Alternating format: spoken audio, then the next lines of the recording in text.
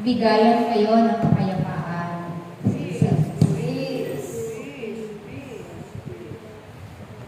Ako, na inyong Ama na inyong tinatawag, ay mangungusap sa araw na ito. Nais ko kayong lahat ay magkaisa. Huwag kayong lumayo sa aking gawain. Sapagkat dito, naririto ang inyong kaligtasan. Naririto ang inyong kagalingan. At naririto din ang inyong kasaganaan. Ang Diyos na inyong tinatawag ay Diyos na hindi nagbabago. Diyos na laging kasama ninyo sa tuwing kayo ay maghahayag ng salita ng Diyos. Kaya't aking mga anak, kung paano kayong lahat ay aking iniibig, gayon din kayo'y mag-ibigan upang magawa ninyo ang aking kalooban. Ang taong gumagawa at sumusunod ay magtatagumpay kung ito'y lalakipan ng pag-ibig na nagmumula sa akin.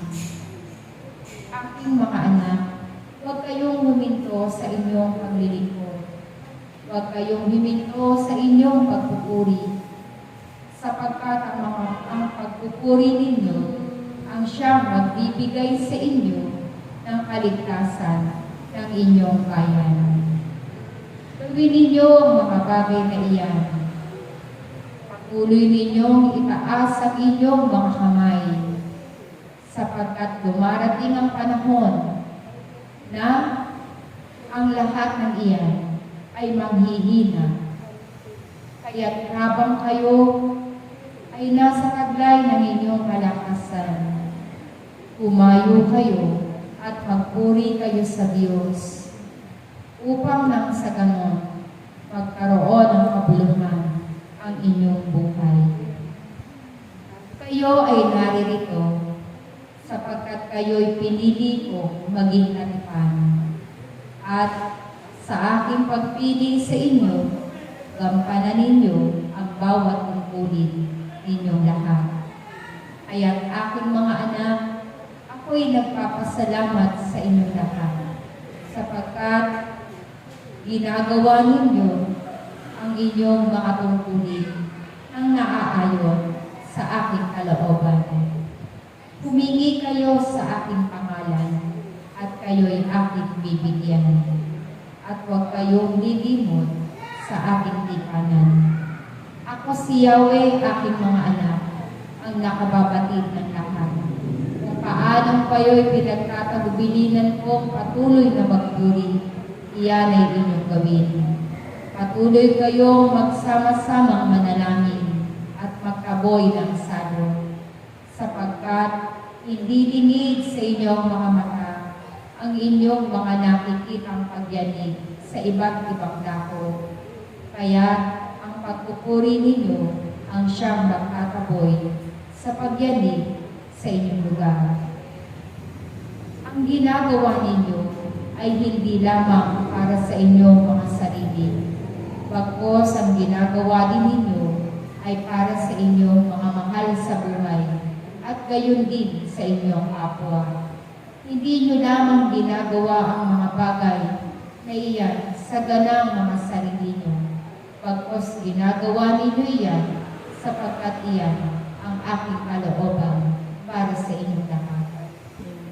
Kung paano ang bugtong na anak ng Diyos ay naging tagapagligtas, gayon din ang inyong gawin.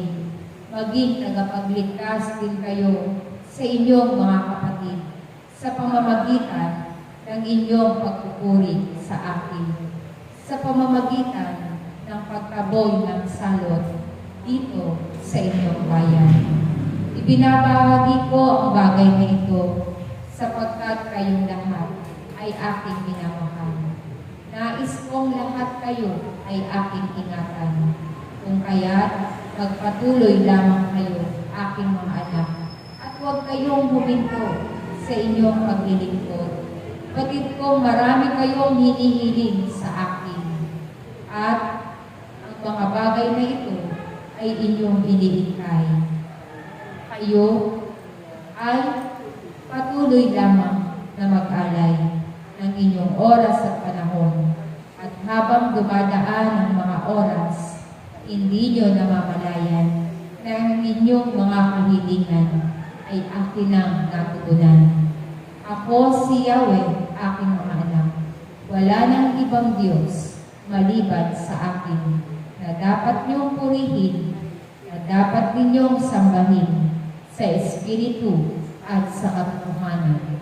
Maglingkod kayo habang taglay ninyo ang kalakasan at buhay na nagmumula sa akin. Isang mapayapang araw ang nais kong ibahagi sa inyong lahat. Magmahalan kayo katulad ng aking pag-ibig sa inyong lahat. Maraming salamat.